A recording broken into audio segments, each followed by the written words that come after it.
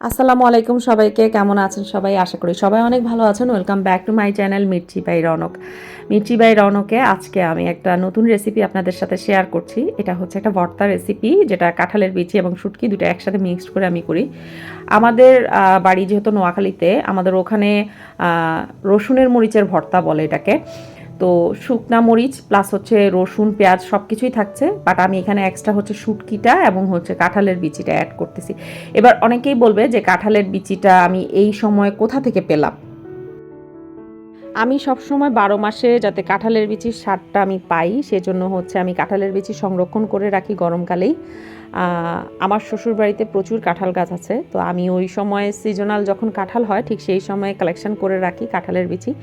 তো খুবই ইজি, কিছু করা লাগবে না, জাস্ট হচ্ছে কাঁঠালের বিচিগুলো শুকানোর পর আপনারা হচ্ছে সেটাকে সুন্দর করে পরিষ্কার করে নেবেন। যদি কোনো বিচি নষ্ট থাকে কিংবা কোনো সমস্যা থাকে, সেক্ষেত্রে আপনারা বিচিটা পরিষ্কার করে নিয়ে সিদ্ধ করে, পুরোপুরি ফুল বয়েল করবেন না, হাফ সিদ্ধ করে হচ্ছে এটা ডিপে সংরক্ষণ করে রাখবেন।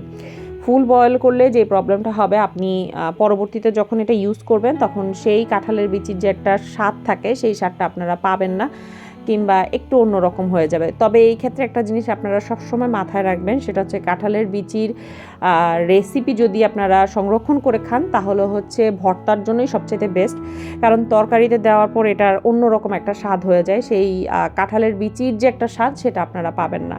তো একমাত্র ভর্তা খাওয়ার জন্যই হচ্ছে সংরক্ষণ করতে পারেন।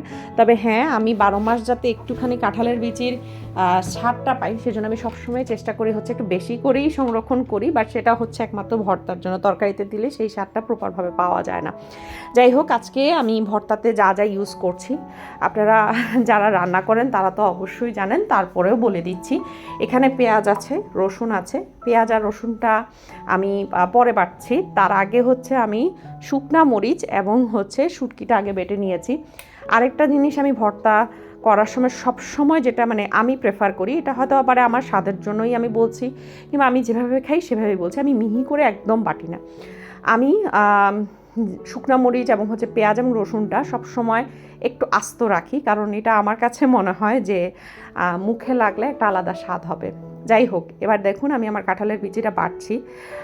দেখেই বোঝা যাচ্ছে খুব ইজিলি এটা ব্লেন্ড হয়ে যাচ্ছে। তো আমার পাটাটা খুবই ছোট, খুবই ছোট, এটা খুব শখ করে পাটা, আর এটা হওয়াতে আমার জন্য খুব বেশি উপকার হয়েছে।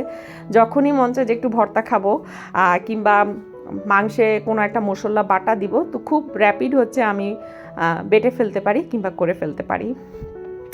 আমার পাটাটা আপনাদের কাছে কেমন লেগেছে সেটা অবশ্যই জানাবেন। আর আজকের ভর্তার রেসিপিটা দারুণ হয়েছে। তো যাই হোক, আমি এগুলো সব কিছু একসাথে বেটে হচ্ছে ব্লেন্ড করে নিব। সবগুলো একসাথে পার্ট বাই পার্ট বাটছি, যে কারণে একসাথে বাটতে পারতেছি না। বাটা শেষ হওয়ার পর সবগুলোকে একসাথে মিশিয়ে নিব।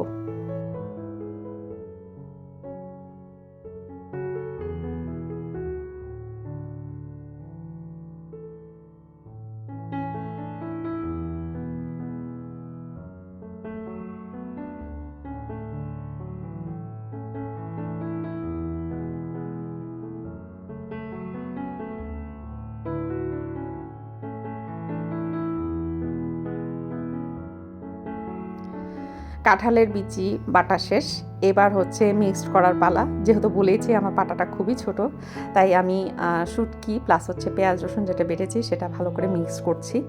আর এবার মিক্সড করতে করতে যখন টেস্ট নেওয়ার পালা হলো, তখন দেখলাম যে আমার লবণ একটু কম হয়েছে, তাই পরিমাণ মতো লবণটা আবার বাড়িয়ে নিলাম। শুকনা মরিচের ক্ষেত্রে আপনারা যে যতটুকু ঝাল পছন্দ করেন কিংবা যে যতটুকু ঝাল খেতে পারেন, ঠিক সেভাবে হচ্ছে শুকনা মরিচটা অ্যাড করবেন।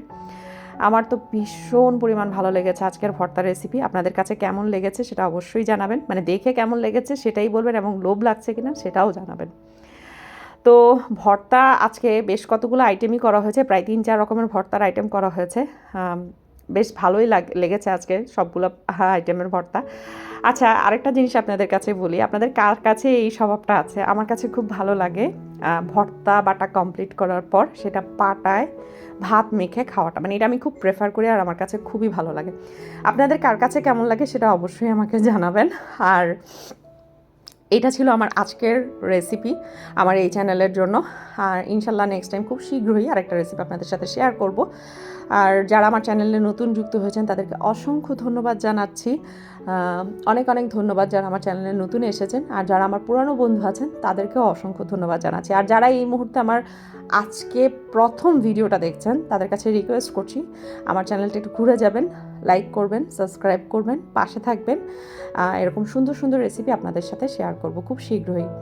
তো ভালো থাকেন সবাই, দেখা হবে নেক্সট কোনো একটা ভিডিওতে। টাটা, আল্লাহ হাফেজ সবাইকে।